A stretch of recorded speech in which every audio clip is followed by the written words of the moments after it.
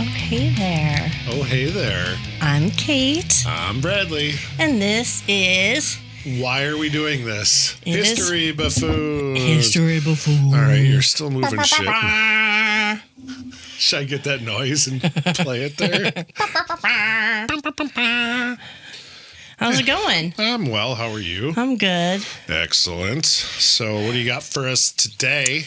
We are going to talk about the Dirty Thirties. I remember my 30s. It is the 1930s Dust Bowl when the plains were so over-farmed. Yeah. The topsoil would lift up into the air for a decade. Yeah. Yeah, the Dust Bowl. I've heard of the Dust Bowl before. They called it the Dirty Thirties. Well, I mean, it happened in the 30s. Sure did. It was a little dirty. It was dirty. Yeah. I mean, it just works. We can't make this stuff up. So anyways, if you enjoy what you hear on the History Buffoons, please go to our website. We have a link up top if you're willing to support us so we can keep creating content. A link up top where? On our website, like I said. Did you? I sure fucking did. I'm going to take off my shoes. Let's get comfy, shall we? Yeah. Jesus. Woo! Those dogs are barking. What? All right, I guess I won't finish what the fuck I was saying. Say the thing. I don't want to repeat it. Top of the webpage. It's okay. If do this. If you're so inclined to support us, we have a link up top. Please help us out. We greatly appreciate it because we enjoy doing this content and we just want to keep it going. So, historybuffoonspodcast.com. Yeah. What do we got? So my husband, Nathan, went on a trip to Illinois. Yeah. Oh, I'm just going to drink this. It was maybe 3 weeks ago. Something like that. Two or three, yeah. And he texted me while he was going down to Illinois. He said, hey, I picked you up some podcast beers. I was like, that's awesome. Thanks. And I looked at Life 360. I was like, oh, he's still in Wisconsin. I was like, oh, cool. That's whatever. So he comes back a couple days later and he brought us, what is it? Doosterbecks. Yep. Doosterbecks. It is made out of Elkhorn, Wisconsin. And in fact, you've taken me there. We met up with a friend who lives in Elkhorn. And I don't remember if she's ever been there. I feel like that was her first time, but I could be wrong. Yeah. But either way. But yeah, we met her there. She is a friend of a friend, so she's pretty cool. Yeah, she was nice. But yeah, we met at Doosterbecks, and I don't remember if this is the one I had. It's Big Farmer Pale Ale. It is a 6.2 in a 16 fluid ounce can, and yeah. So Nathan got that for me. What did he pick up for you? So I used to sell this beer. Okay. It's been a couple of years since I've sold beer, so I could be getting my facts wrong. So if I do, I apologize. I actually rather enjoy Doosterbeck's beer. Yeah. I like what they got going on there. It's super cool. They have a big red barn, and it is so cool looking. Yep. So yeah. I have Bentis Candy, which is a juicy IPA. And if I'm not mistaken, the reason why it's called Bentis is his name is Ben, and he used to be a dentist. That's awesome. Or still is, maybe. I could be getting my facts mixed up. So yeah, that's cool. Doosterbeck's people, sorry. Yeah, that's awesome. But, no, we enjoyed the location. We enjoyed the beer. We enjoyed the company. Super fun. Yeah, we had a good time there meeting up with a friend. And they had a band there. Yeah. Nice restaurant. My supervisor at the time showed up. Said, oh, hey, what's up, dude? Oh, I don't remember that. You guys were hanging out in the restaurant part. I went and said hello outside. Gotcha. So, yeah. Okay, cheers. Cheers. So, yeah, that's good. If I got my facts wrong, sorry, but I rather enjoyed there. I had a meeting there once prior to taking you there. That's why I'm like, oh, I should take you there. We like beer and whatever. And I knew my friend down there. Yeah, so. And I had a few. It was good. Did you? Oh, yeah. Don't remember. That's really tasty. Well, you wouldn't remember. You weren't there. I'm talking about the meeting we had. Let's continue, shall we? Anyway, so we're going to talk about the Dust Bowl of the Dirty Thirties. Yeah, sorry, I'm rearranging my... Okay. Yes. So What were you rearranging? my microphone, if you Okay. heard that. So Yeah. in the late 19th and early 20th centuries, the southern Great Plains, western Oklahoma, the Texas Panhandle, Yeah. southwestern Kansas, eastern Colorado, they were widely promoted as America's great agricultural frontier. Yeah, because they're still trying to get people to go out that way. Yes. Yes, there was people out there. However, it was still relatively Untouched. unpopulated. Yeah. Railroad companies and land speculators and federal policy all worked together to sell like this powerful idea that Sure. this land was meant to be farmed. If you recall from our Oregon Trail episode, there was the Homestead Act of 1862 that had already opened up the Westlands to settlement by granting 160 acres to anyone willing to live on it and improve it. Yep. But for the plains, 160 acres wasn't enough to sustain a family. So Congress expanded the opportunity.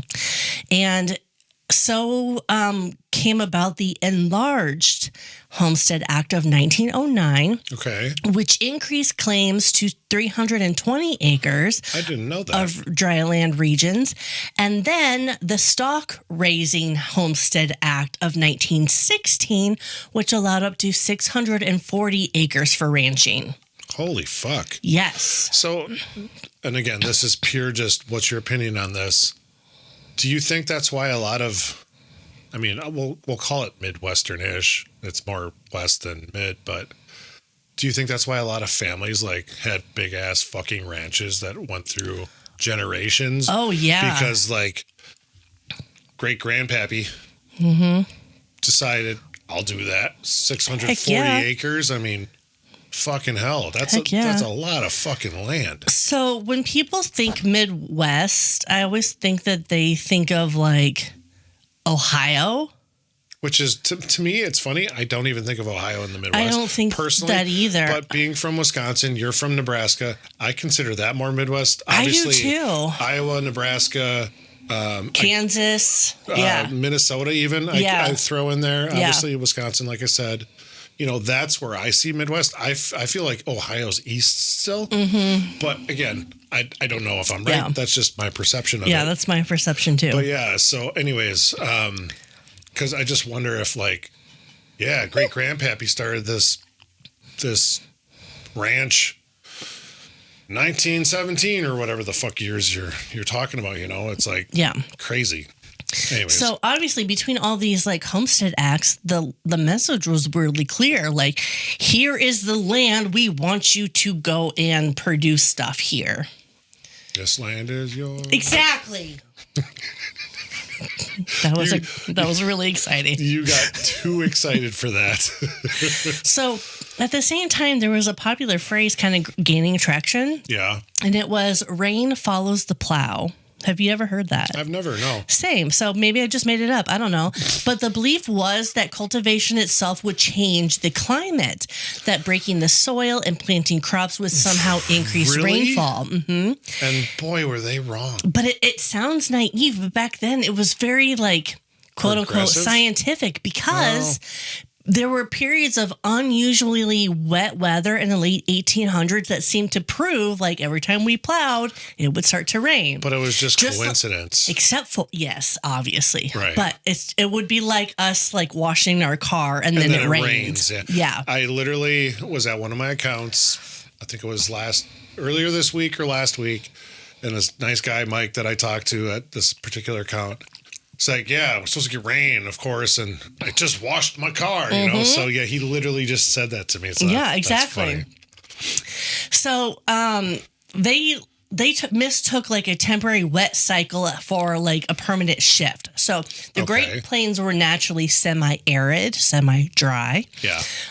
Average rainfall decreases sharply the farther you go west. Sure. And much of the southern plains receives between 15 and 20 inches of rain per year, barely enough for consistent crop farming without irrigation. I would say, so they probably need some significant irrigation set up, right? Yes. So before settlement, that fragile oak ecosystem survived because of prairie grasses. Right. So buffalo grass and blue grama didn't need deep rainfall. Okay. Their extensive root systems locked the soil in place and conserved moisture. So settlers didn't come west to grow grass, though. They came to grow wheat. I'm sure there's some that wanted to grow wheat, but either way. Wheat. Oh, grass, weed. So I got what you said. I don't think you picked up what I said. Oh, I got what you said, and that's why I corrected you, because I didn't put two and two together, even though I heard you. When World War I erupted in 1914, global wheat, the demand for global wheat expanded exponentially. So what's the difference between global wheat and just wheat? Continue. I was going to try to... So European farmland was devastated by combat during World War I. Okay. So that created a massive demand for grain to feed both soldiers and civilians everywhere else. Yep. So high prices and government encouragement pushed countries like the United States to plow millions of new acres, dramatically increasing production, especially on the Great Plains. Well, there's just so much open fucking land. It's like, hey, we're not doing anything. Mm-hmm. Let's, I don't know, maybe help out. Yeah, exactly. And that's what they did. So here's 640 acres. Go make some farms. Yeah. And because of that, prices soared. Of course. Farmers on the plain could suddenly make some serious money. And so they plowed their hearts out. Tractors became more affordable then in the 1910s, 1920s. I feel a burp coming on. Sound like you said, I feel a burr. I don't think it came out yet. It's close. It's real close. So while she's doing this, Great Plains, am I right? It's not there yet. No, so sorry. Either way. Yeah. I can't imagine being alive at that time and being like, I'll fucking do this. Yeah. I'm also not a farmer. So, yeah. I mean, props to all the farmers out there still. I mean, I spent a summer farming. Okay. No, you didn't. Yeah, I did over 2020.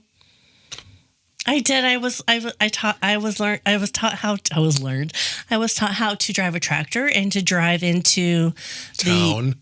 Yes, I was taught how to drive into town and unload the corn, drive back, unhitch, rehitch, and all the things. Did you actually drive like the combine that collected the corn and all that? Not the combine, nope. Just the tractor with the bins in the back. Okay, so you didn't farm, you delivered.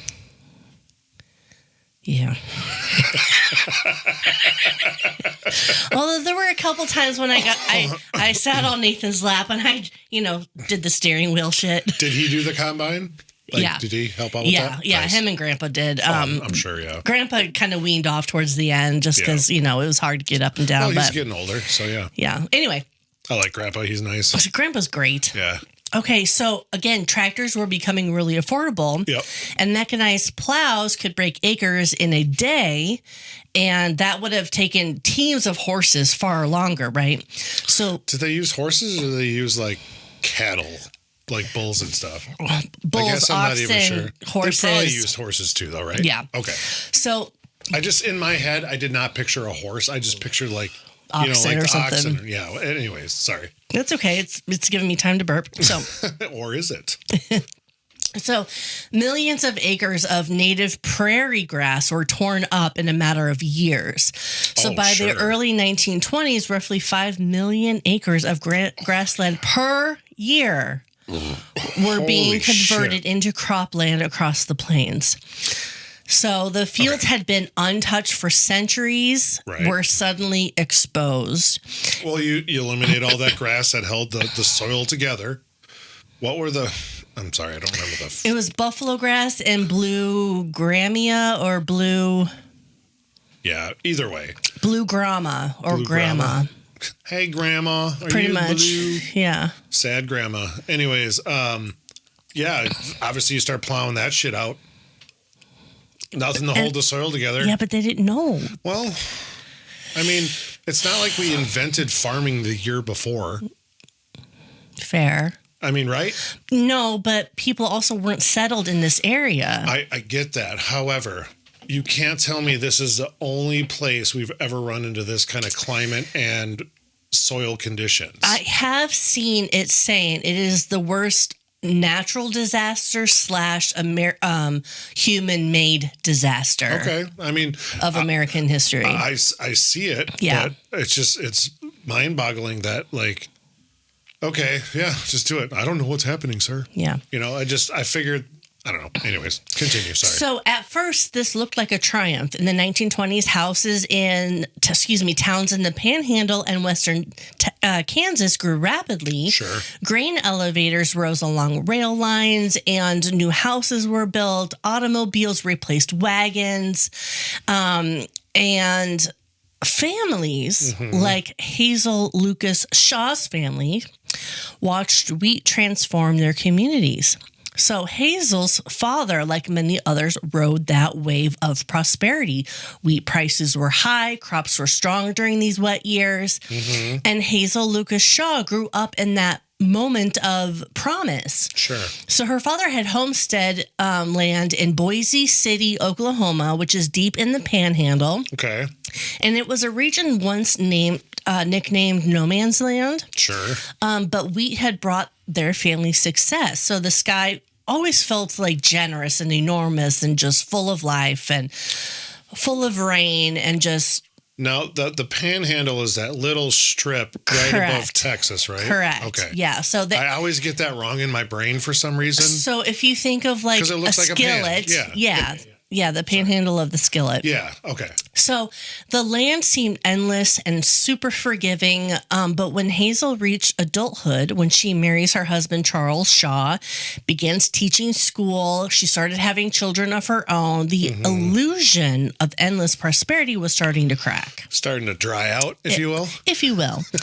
So after World War I ended, European agriculture resumed production. It rebounded, yeah. Yes. Yep. So wheat prices then in America collapsed in the early 1920s. Sure. So farmers who had borrowed heavily to buy tractors and expand acreages finally faced this failing income. Well, they didn't have enough to pay back their debts, basically. Yes. And so, yeah, they had all this fucking money, like, borrowed to get these tractors, equipment, grain silos, all this shit, and all of a sudden, oh shit, we're not making enough to pay this back. So, yeah. Okay.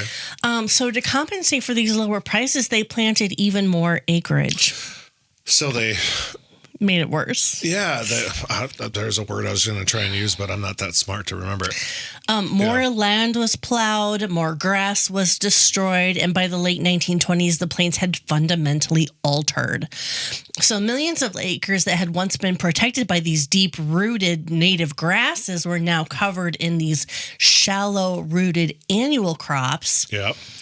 And then there was also little crop rotation, which I didn't know was a thing until 2020 when I learned how to drive a tractor. You didn't know that? Nathan might have said that beforehand, but I didn't really see it in action until 2020. So, because like you've been to my house, that road that you come on around to my house, Honey Creek. Yeah. I always joke, and I always get disappointed that like, it's not cornier on both sides because it looks like you're driving the trench run in the Death Star. Yeah.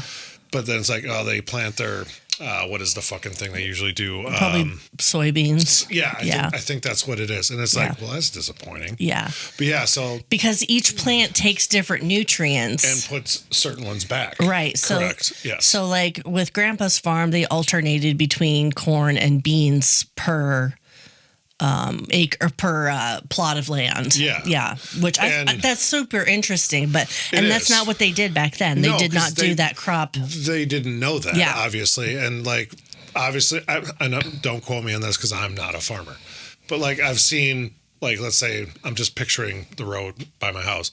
This field they had corn 2 years in a row, but then they they switched.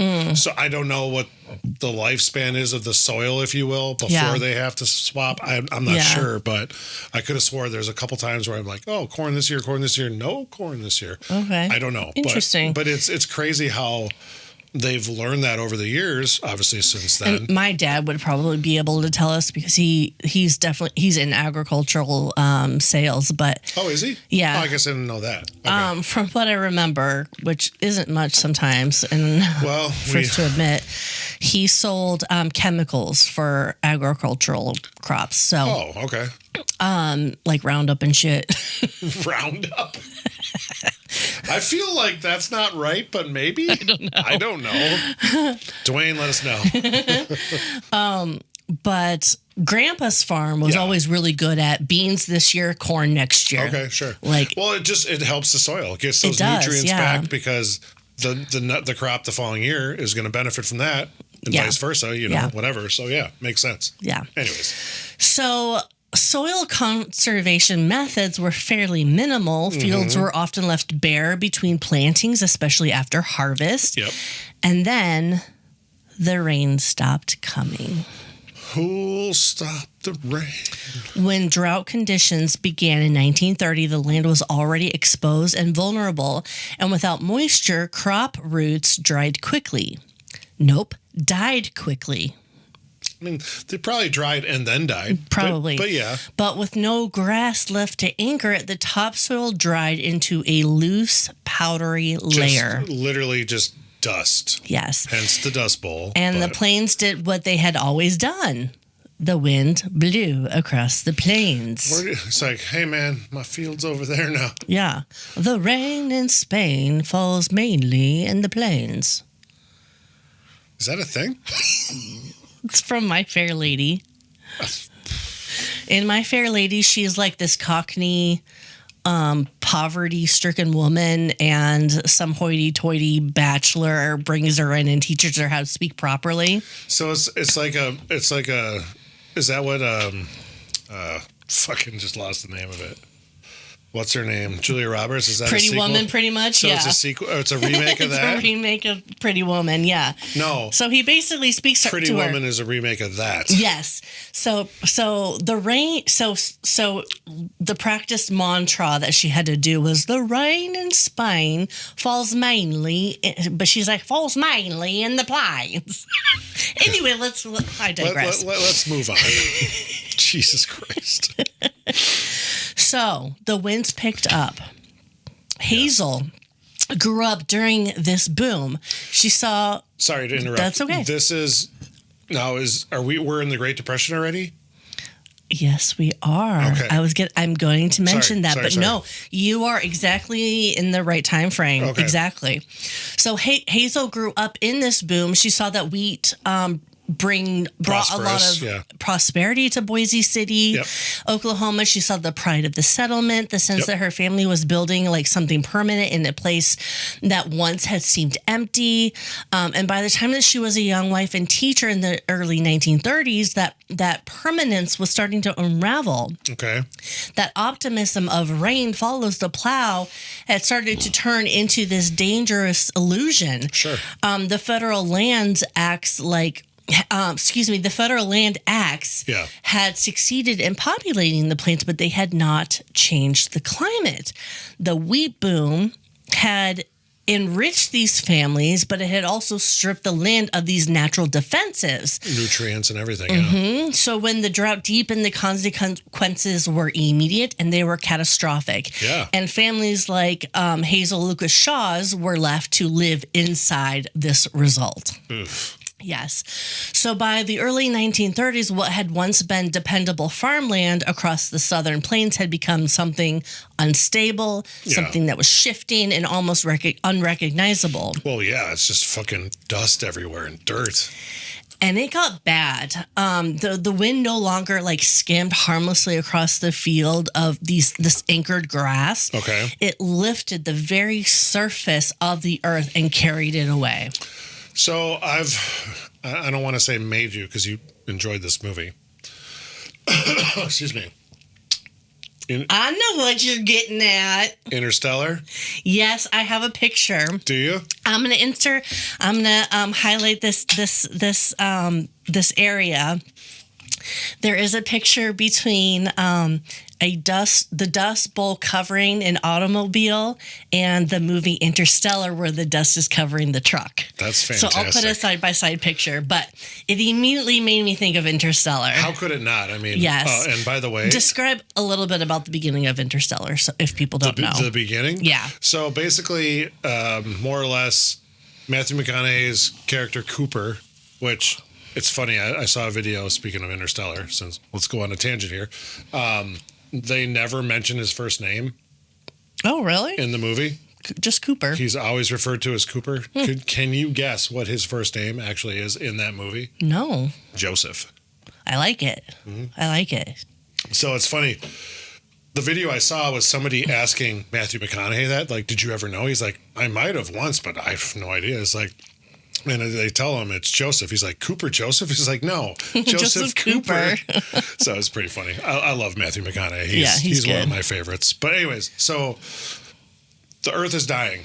They have farmers similar to what we're honestly talking about that are trying to, dust everywhere, and literal fucking dust storms come through. Mm-hmm. And they're all like masking up and goggles and everything and so on. And so, yeah. And at the dinner table, they would have their plates turned upside down. So when they were ready to eat, they could then turn it up and it would be semi-clean. Yep. So, yeah. So it's literally, that's set in the future. Yes. So it's literally like 100 years apart. Yeah. From what they're talking about. And it's the same thing, more or less, except the literal planet is dying in Interstellar, where the rest of the Earth in the 1930s is not. Either way, very similar. But if you have not seen Interstellar, oh my God, it's a fantastic movie. It was made in 2014. I had not seen it until like maybe late last year. Yeah, I had you watch it with me because... Yeah, it was... So... I'm sorry. No, that's okay. It was so good, and I honestly would recommend everybody watch this. It's not what you call wholesome, but there's not foul language. But it is, though, in a way, with the love of his daughter and everything. Yeah. And I don't want to give anything away because, whatever. It's so good. My brother Corey, who wrote the music for our intro and our podcast and everything, he and I love Christopher Nolan. We absolutely love Christopher Nolan as a director, and we will pretty much see anything, and it's great. There's a new one coming out. I think it's in July, if I'm not mistaken. The Odyssey, literally Homer's The Odyssey, with Matt Damon. Matt Damon, who you love. I love Matt Damon. My brother and I cannot wait to see this movie because it's. We love what he does. Christopher Nolan is a great fucking director. Yeah, and his brother, Jonathan Nolan. I want to say he writes a lot of stuff. I don't know if he wrote on the Odyssey, but it's funny. It was Interstellar. No, one of the lines in the Dark Knight trilogy. Yeah, the one that Harvey. The sky is darkest just before the dawn, or something like that. You either become the hero or live to see yourself long enough to become the villain or something. Whatever. Yeah. His brother wrote that. Nice. I think that's the line I'm thinking of. Either way, I love Christopher Nolan. I like his brother's writing. It's great. Go see Interstellar. No, not go see, but watch it. It's out there. It's fucking great. Let's get back on our story. 1930s. Yes. So the wind no longer skimmed across these grasses, right? Picked it up. Lifted up and carried it away. So storm after storm, towering clouds of topsoil that rose high into the atmosphere, sometimes climbing more than a mile above ground. Holy shit. And what began in a single county did not ever stay in that county. No, so it's like... I don't know counties and obviously Oklahoma, but it's like, hey, Racine's dirt is now in Milwaukee's dirt. Exactly. Yeah. Basically. So dust from Oklahoma drifted into Kansas. Wow. From Texas, it drifted into Missouri. Sure. And on certain days, reports claimed as far as Chicago. Oh, my God. And some days reported as far as New York. And some days it was reported... Atlantic Ocean. The Atlantic Ocean on the ships. Shit, really? Yes. Holy fuck. And That's insane. fucking wild. Because, like, do you have any type of mileage on that by chance? No, I have a map that I can enter here. Because holy shit, I have a map of like the general area of where the most of the dust traveled, and then where the kind of the heart of the dust bowl was. I know this is not perfect what I'm about to say, but what is it from New York to LA is 3,000 miles roughly? Cut it in half. Yeah. Roughly. Yeah. We'll even take a couple off. Yeah. 1,300 miles to the ocean, give or take, obviously. I'm not being specific here, but holy that's a long, fuck. Yeah. So that's insane. So 19 states would eventually feel this reach. Sure. So statistics didn't convey what it meant to stand in the middle of it, which is what we're going to talk about today. Well, of course. If you were living in the Panhandle, yeah, Western Texas, Western Kansas, Eastern Colorado, the Dust Bowl was neither a headline nor a weather pattern. It was literally your kitchen table. It was the plates that you ate on. Had to turn your plates over. Yeah, it was the dust in your eyes. It was the dust in your lungs. Like it was. That is just crazy. Like I can't. It was a phenomenon. Like I couldn't think of. I can't even imagine what it would be like to like live in that such. I don't want to call it filth, but it is. It is. And just have like layers of dust on fucking everything. That's just fucking wild. That would be such a burden on your day-to-day life. Yes. Like, I gotta sit down in the old porta-john outhouse and go wipe off my seat. Yep. Or I'm going to make dinner. I got to empty the pot out of dust and shit. I mean, just everything. It's fucking wild. Yeah. Crazy. So they would like wipe off their kitchen table in the morning, and then it would be covered again by noon. Why wouldn't you just put a fucking like plastic? Not plastic. We're talking about the 1930s. That's a blanket or something. A blanket and or a tablecloth, and then just lift it off. That's what I would do. And I'm sure people did. Yeah. So, anyways, but it was the way the air itself like seemed heavier, thick enough that you noticed it in every breath. Yeah. It was waking up in the middle of the night coughing, your throat raw from inhaling particles so fine you cannot see them individually. Yet you could still taste them constantly. Sure. It was the unending sound of wind pressing against the house. It wasn't like a sharp gust that passed, but like a steady low roar that seemed to like settle into the walls. Like that's what they would experience as the Dust Bowl. Do you think like with the wind like that I kept hearing little ting, ting, ting, ting, ting? Yes. I mean, fuck. Yes, they said that there was like a roar that would come with it. That's crazy. So even when a storm finally moved on and the sky returned to blue, the dust never disappeared. No. It lingered in the cracks in the floorboards and in the seams of clothing. I mean, I have been to the beach once wearing glasses, and I forever carried sand in the crevices of my glasses. Like it gets everywhere. Sure. So, and that's sand. That's sand. We're talking about even finer, like dust. Yeah, that's even finer than what you were experienced there. So, I mean, this is literally getting everywhere. Could you imagine having dust in your ears like that? Ugh. If you had to walk outside and go farm or whatever, fuck. Yeah. It would sift into dresser drawers, beneath mattresses even. Gross. It collected in the folds of curtains and along the edges of windowsills. Yes, Bradley. I have to say this because you brought up mattresses. Also, I love this beer. I really like it. Good. Yeah. Good job, Nathan. Yeah. Thank you, Nathan. I really like mine too. I finished one. Look at you. That never happens. And a 16 ounce. I know. I'm sorry. Am I talking too much? No, I like it. So I used to sell mattresses. Yes. Right? Do you want to know one of the most disgusting things I ever see?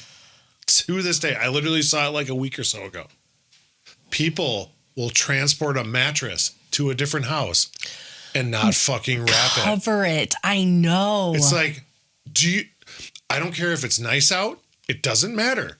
Do you know what particles are getting on your bed? And then you're like, oh, I'll be all right. I'm putting a sheet on it. Nope. So fucking gross. Nope. No, I totally get it. Get a fucking bag. Get a bag. Get a bag. Go to Steinhoffel's. We used to just sell mattress bags for the size you need. Tape up the fucking end. It's worth it. Because that you can't get those clean like that. Yeah, you can use a fucking Stanley steamer or whatever the fuck topical. Yeah, that's all it is. You're not getting the depths. Yeah. Anyways, that's my fucking TED Talk or whatever they call those. Thank you for coming to my TED Talk. About mattress safety and cleanliness. So this dust would also work its way into flour sacks and sugar bowls, into boots and blankets, fine lines of your hands. Did the boots have the fur? Oh my God. Boots with the okay, fur, that's on me. Yeah. You shouldn't do that. No. Okay. You would sweep and sweep and sweep, and still there would be a coating on the surfaces. Yeah, you couldn't get it clean. Hazel would later describe those years in a way that still captures like the claustrophobic essence of it. Yeah. She said, quote, "It seemed like the black dust was always with us. It seemed that we lived in a land of haze.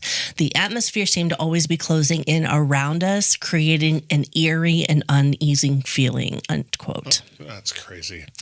So outside, fields that had once been green and they laid flat and pale. Their topsoil was stripped away, or it was even piled into drifts, like we're in like snow, like snow in Wisconsin. Yeah.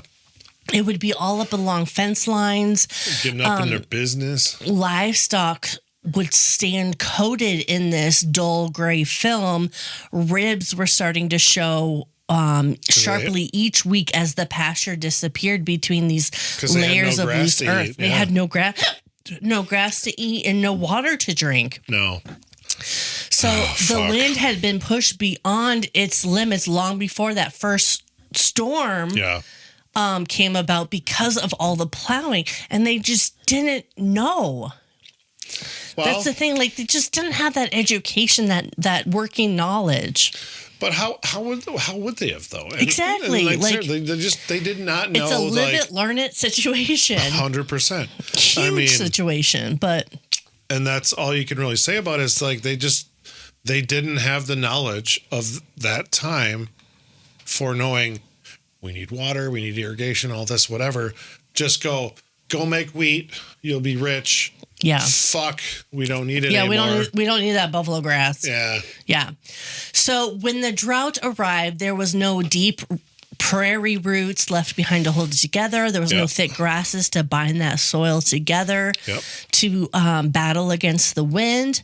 And what had once been a living, resilient system had been broken apart and exposed. Sure. And so when the wind came, as it always had on the plains, and oh my gosh, does it get windy there, there was nothing left to stop it from taking the ground itself. Right. The storms did not arrive very nicely. They weren't polite in any way. They were like, hey, we're going to wind you now. Just so you know, we're coming. Prepare. Do what you need to do. If you got a couple minutes, get ready. Yeah. Okay. They fucking came out of nowhere. They came in waves as well. And after a while, the calendar just stopped mattering. They stopped saying like, today's Tuesday. Instead, they would say, it's blowing again. Or it's the day after the last blizzard. So would they say today is Wednesday? I like what you did there. Today's Wednesday.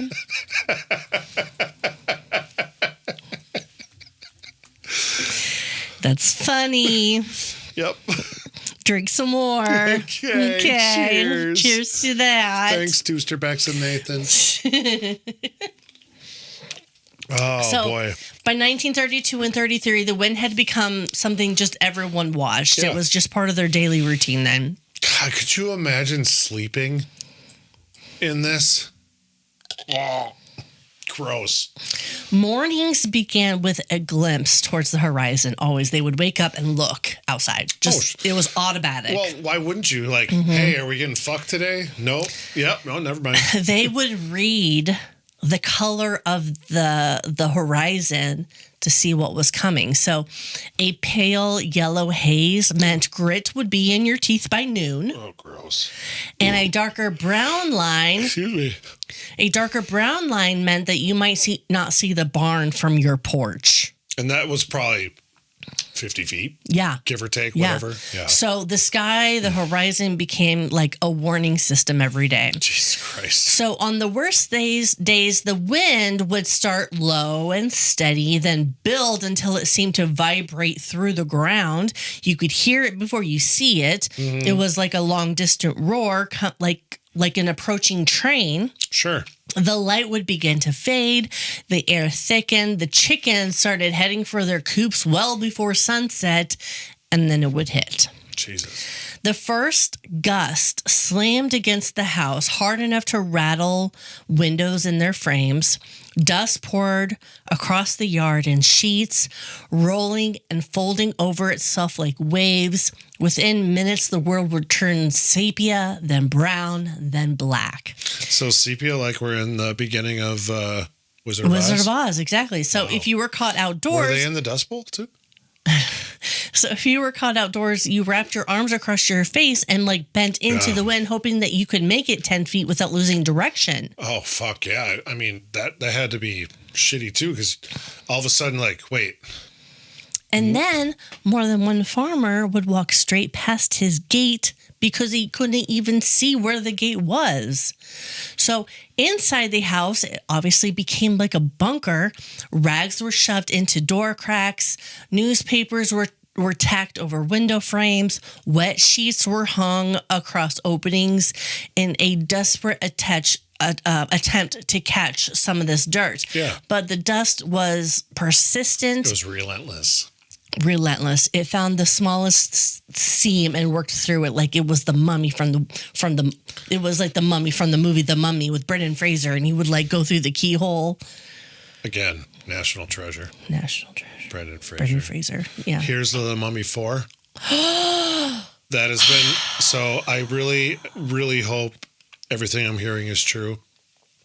With Oded Fair coming back, he fucking better. He's so dreamy. If you haven't seen The Mummy with Brendan Fraser, then you haven't listened to other ones where we've talked it up. So, anyways, Hazel remembered how her mother tried to keep the dust out when she was growing up. She said, quote, "Mom said she had every crack stuffed with rags and she would wet them down. She'd hang sheets over everything where dust might come in, but it didn't keep it out. It would come in somewhere," end quote. Sure. And it always came in somewhere. Yep. It sifted down from the ceilings. It rose through the floorboards. You could see it drifting in lamplight like smoke from a fire that never quite went out. Jesus. Women swept until their backs ached, which... if you know, it doesn't take long for your back to ache after that. They wiped down tables again and again. They cooked their meals under blankets. Oh my God. Fuck. Flour was mixed with grit. Coffee tasted like soil. If you were to spoon beans from a bowl, there would always be like this layer of brown that settled underneath. Oh, that's so gross. Children stopped playing outside. Their throats started burning. Their eyes watered constantly. Many developed hacking coughs that would linger for weeks. Sure. Some coughed until their ribs hurt. Have you ever had that? It's painful. Excuse me. Painful. It's the fucking worst. I hate that shit. Doctors began using a new phrase, dust pneumonia. It wasn't a cold. It wasn't bronchitis. It was dust. It was lungs overwhelmed by the sheer volume of fine particles inhaled day after day. Well, that's the thing. You can't have so much dust in your lungs. You shouldn't have any, honestly, but it's like mesothelioma. What is it called? Mesothelioma. Is that what it is? Fuck if I know. Parents would lay awake at night listening for the sound of a cough from their kids. a cough that might sound deeper than the rest. Listening for that moment when that irritation might become something worse. Wow.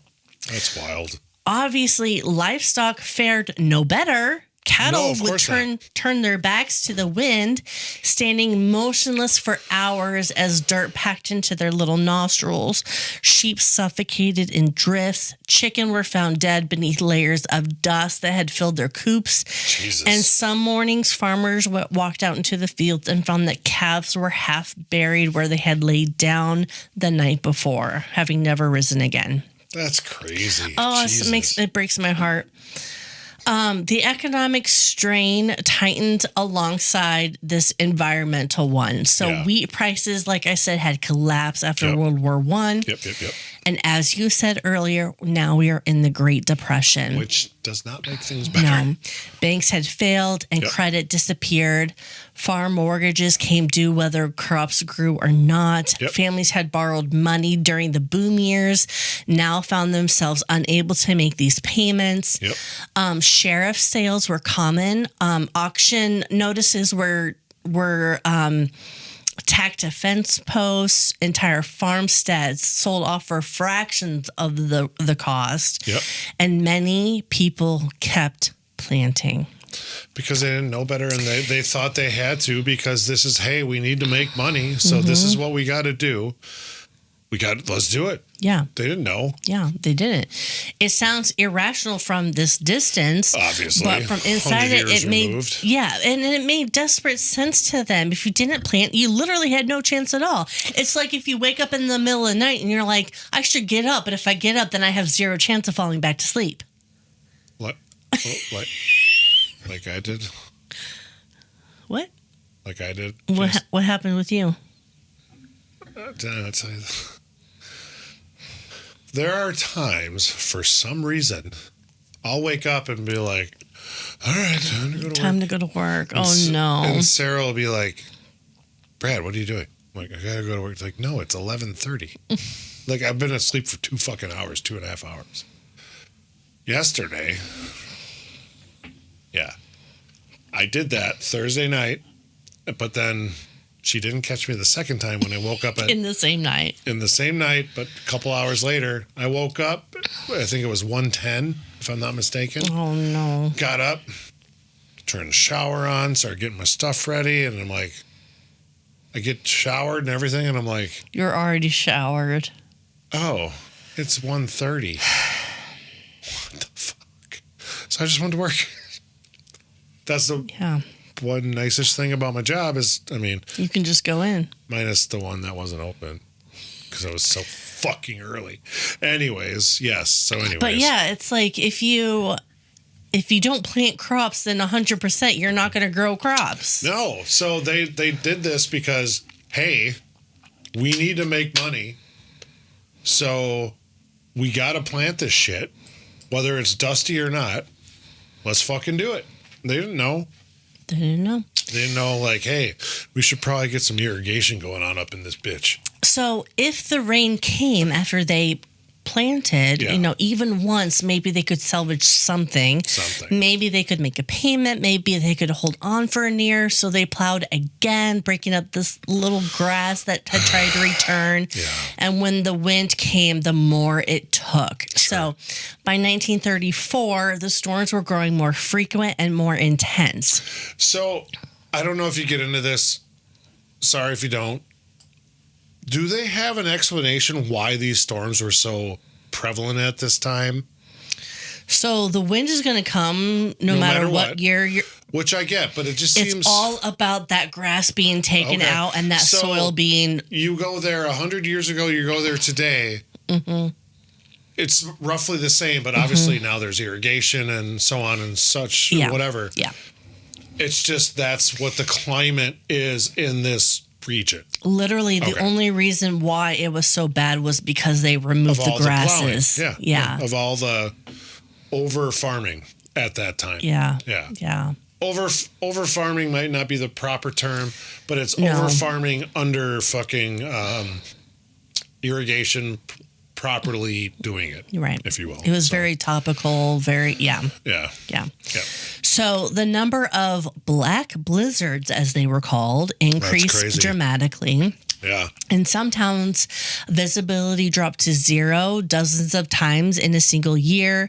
There were days when drivers stopped in the middle of roads because they couldn't see the hood in their own car. Jesus. More than one accident occurred when vehicles simply ran into each other in the darkness. They couldn't see. Yep. Electricity flickered and died. Many people actually died of CO2 poisoning in their homes because all they had was kerosene lamps. Yeah, and they, yeah, that makes sense. Static would build up in the air so strongly that people reported small shocks every time they had to touch something metal. See the lightning? That's fucking weird. Have you ever done that? Yes. Yeah. It's crazy. At work, at the chiropractor, I'm shocking people constantly. It's just... With your talents? Oh, yeah. I'm going to keep going. I'm not going to even say what I was going to say. Some said their radios cracked with interference even when switched off. Because it would create electricity to it? Yes. Wow, that's crazy. Really? That's Yes. fucking wild. By early 1935, people were exhausted. They had learned to recognize the subtle signals, the way the air felt before a storm, the faint shift in light. They have developed routines. Yeah. Close windows, wet sheets, gather children, cover mouths, whatever. Close your eyes. In early 1935, Hazel's infant daughter at this time, oh boy, Ruth Nell, became ill. Little Ruthie became ill. No, not Ruthie. The air was thick with suspended soil. Indoors, the dust still hung like smoke. Hazel tried to seal the windows, dampen sheets, protect her child from the storms. But as I've already mentioned in great detail, my apologies. No, don't apologize. That was amazing. The storm never stayed outside. No, it got through the cracks. Little Ruth Nell died of dust pneumonia. Oh, sad. Within hours, Hazel's grandmother, oh shit, Grandma Lou, also died. 2 generations in this same small stretch of time. God, that's sad. That's too bad. And then... I'm not trying to make light of the grandmother dying. Terrible. But she lived her life. She lived her life. She lived the majority of her life, we'll say. But the baby had no fucking shot. That is fucking depressing. Yeah. Because you don't like to hear that. Yeah. That is sad. So then, on April 14th... The rains came? 1935. The rains came? After years of drought and dust... The rains came? The morning dawned clear. Dear. The sky was blue in a way that it hadn't been in so long. The birds were chirping. Yes, exactly. There's songs that were sung. Lyrics were written. Hallelujahs echo through the heavens. Velvet ropes part. Exact part. Yeah. The air felt gentle. Do you know why I said it that way? No. Nicolas Cage in Gone in 60 Seconds said that. And he says part. It's like, don't you mean part? Anyways. People stepped outside cautiously as if testing whether it was safe to trust what they saw. What they saw. It was like, how are we being duped today? Mm-hmm. So people would take out their rugs and shook them out. Yeah. Some opened windows to let the clean air in. What does this sound like to you? As in an episode that we have done, where all of a sudden, weather has been shit, then all of a sudden we've got a clear day. Sounds like the children's blizzard. Blizzard of 1885. If you want to look that up, people, it's episode number 37. It is called Unreasonably Warm because I couldn't say unseasonably at the time. So, for a few hours, there was a reprieve. Just a few hours. But just like the blizzard of 1888. It comes back with a fucking vengeance. With a vengeance. That morning dawned cleared and blue. The sky looked innocent and Hazel. Did I say laser? You fucking did. Laser, blazer, taser. Sounds like we're in fucking dodgeball. I'm dyslexic. Hazel Laser No. would later remember how that day felt. She was preparing for a double funeral. I'm glad you didn't say homicide. The procession carrying her grandmother's body left Boise City. Hazel and her husband Charles stayed behind, unwilling to leave their baby's body unattended. Okay. Because the wolves, am I right? We don't know. Coyotes. No one yet knew that what was forming to the north would become a storm that everyone would remember. Dear. And everyone would end up calling Black Sunday. Black Sunday. Okay. It would feel different from anything else before. The air began to change around noon, just like in the blizzard of 1888. It was around noon. And you know what's funny? You said 1888 there. You said 1885 earlier. Sorry, 88. It's 1888. Yeah, I know. And I was going to correct you, but I'm like, I hope I'm not wrong. No, it's 88. Yeah. And no one could predict it exactly what was coming, but many felt that something bad was coming. They felt it was an ominous thing. Yeah. Like, there was a subtle shift in pressure, a faint coolness, and along the northern horizon, the sky darkened in a way that did not resemble the norm. Well, their norm. You know what I mean? It was thicker than that. It was more solid, as though something immense had risen from the earth itself. The line on the horizon was too straight, too dense to ignore, and then it began to move. Fucking hell. And on that note, I have to pee. We'll be right back. And we're back. Do you feel relieved? I do. Are you not entertained? So, what rolled south that afternoon was not simply another dust storm. Yes. It was a wall. Oh, fuck. Say it low. Oh, fuck. No, I meant the wall. Oh. The wall. Oh. No, not good. The claw. The claw. Witnesses would later say that it looked like a mountain range advancing towards them, or like an ocean wave suspended in the sky. I know exactly what they're talking about, because sometimes when I go into work, I go to the east, which is towards Lake Michigan, and you can see clouds on the horizon, and it literally looks like mountains. It's crazy. Yeah. So the wind hit first, sharp and cold, carrying a low roar that built into something mechanical in force. Within minutes, the blue sky had offered just shattered hope that morning. It disappeared between like this towering curtain of soil. Yeah. Daylight collapsed into darkness and nightness and it's gonna just drive on past. We can't let that one go. Daylight turned into nightness.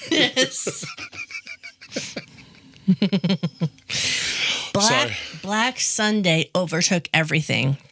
Men shouted to their children to get inside. Women slammed doors and pressed blankets up against the windows. Cars were abandoned alongside roads. And that wasn't even the start of it, because then the dirt came. Oh, fuck. So it slammed against houses in sheets and surged over rooftops and the rooftops. Who's Rooftop? Hey, Mrs. Rooftop, we're ready to see you now.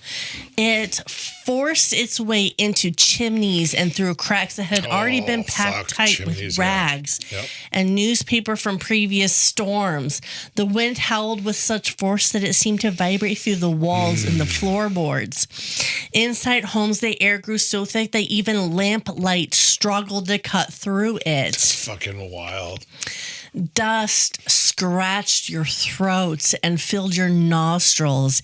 Handkerchiefs were tied across faces, and wet claws were pressed against mouths.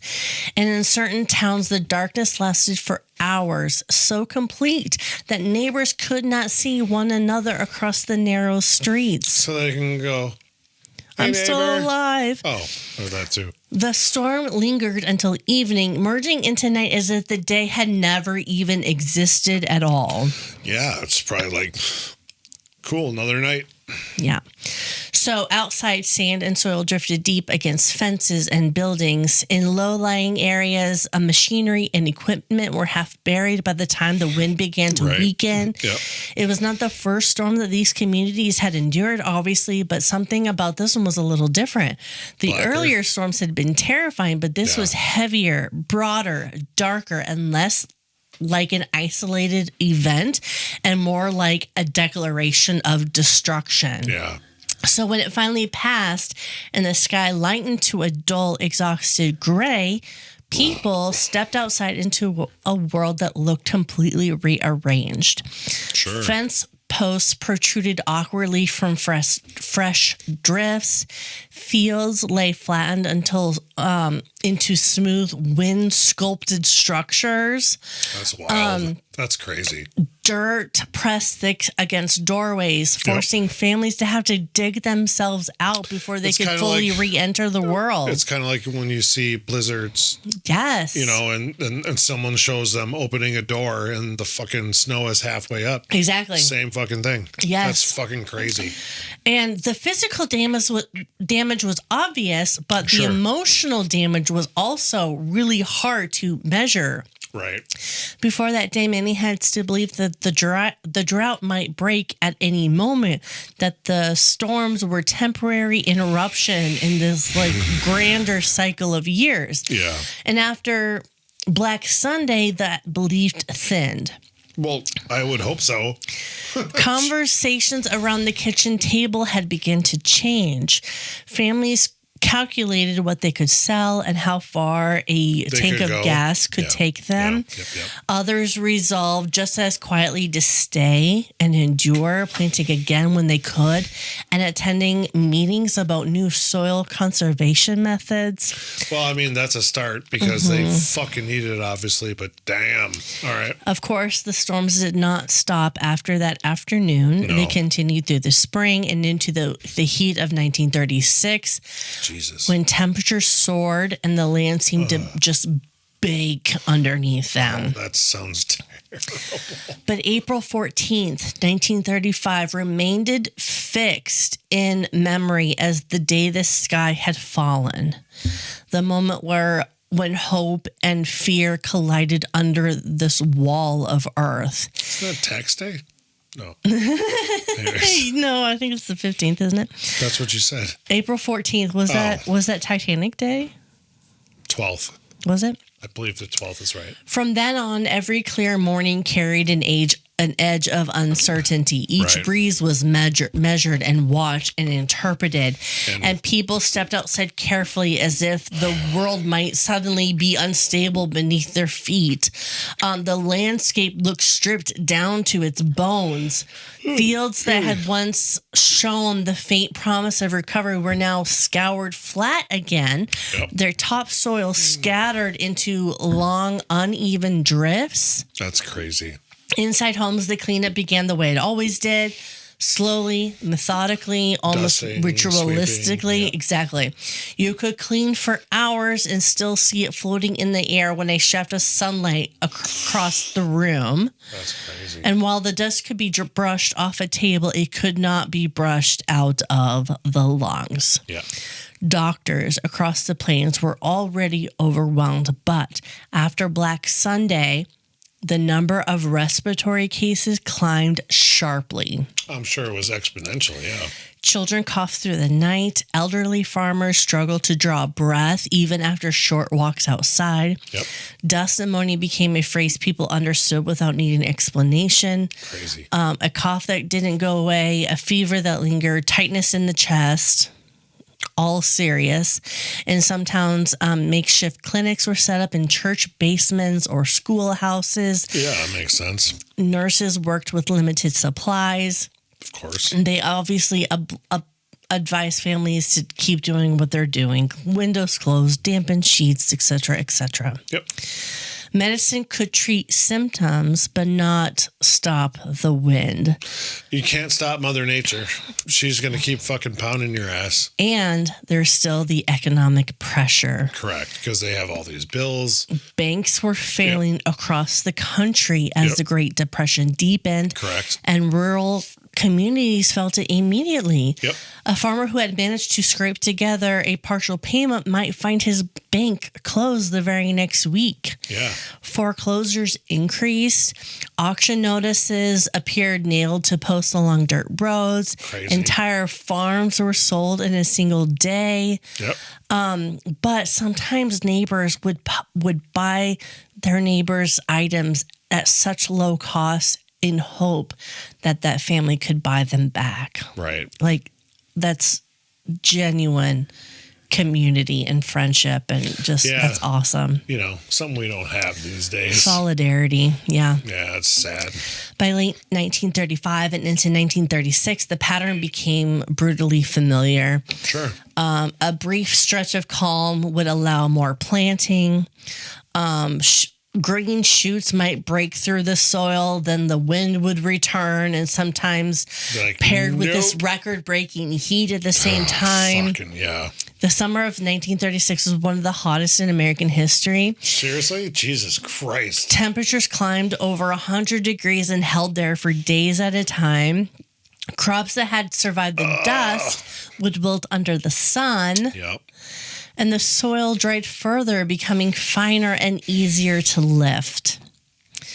Night brought very little relief. The houses trapped the day's heat. Families lay awake listening to coughing and the wind scraping along the sides of the building. Psychologically, the exhaustion began to settle into something much deeper. No shit. It was difficult to describe what it does to a person living in this prolonged uncertainty. Yeah. To wake each morning unsure whether their sky would remain clear or collapse into darkness by afternoon. Or if their lungs were fucking empty. Exactly. Jesus. So families would stop making long-term plans. Why would you make long-term plans? Seriously. Purchases were delayed indefinitely. Gardens went unplanted because there was no guarantee that they would survive even a week. Yep. Children grew up measuring time not by holidays or birthdays, but by storms. They would say, quote, before the big buster, or, quote, after the last black blizzard. Jesus Their Christ. memories would form around these weather events rather than milestones. Sure. But yet, life continued. Schools kept opening each fall. Yep. Even students would arrive covered in dust. Churches still held services. That's the thing about the human race. We are fucking resilient, even with all these trials and tribulations. I mean, you got to keep going. Women canned what little produce they could salvage. Men started attending meetings about new farming methods, listening to talk of contour plowing and soil conservation, even though it was kind of met with skepticism. Well, because they knew what they knew. Yep. They're like, In 1935, the federal government began responding more directly. Soil conservation programs were finally introduced. Sure. Farmers were encouraged to plant cover crops and leave certain fields unsown to allow grass to return. Yeah. And most famously, FDR, who was president at the time, launched the Shelter Belt Project, which was over 2,000 miles of windbreaks.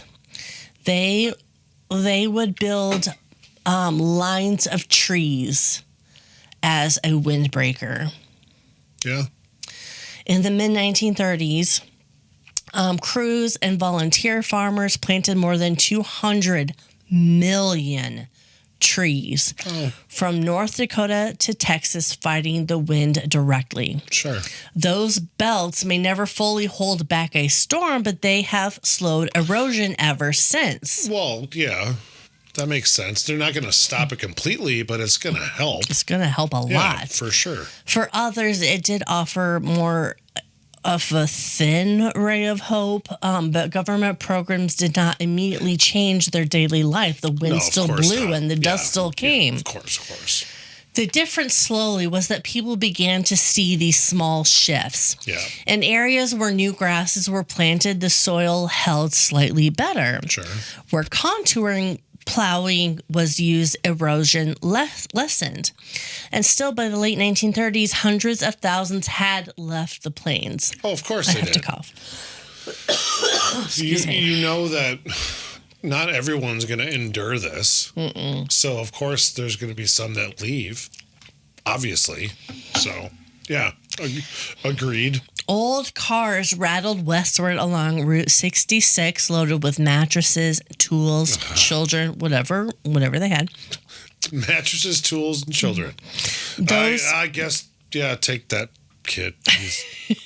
Those who stayed watched neighbors disappear one by one, houses standing empty behind them. Yep. Hazel did not leave immediately. It's like, fuck that. Her pride had run deep. Her family had homesteaded there. They were pioneers, and leaving felt like a surrender. Yeah, for sure. But eventually, for the health of another child that she had. Oh, she did. Okay.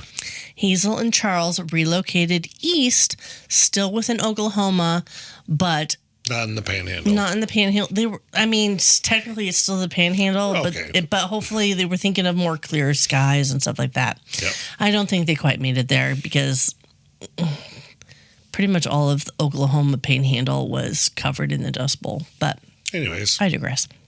Even as an old woman, she remembered the shock of black skies and the sound of sand against the windows. Yep. But her tales also carried a strange pride. She said, quote, "Those were some of the toughest years I've ever had."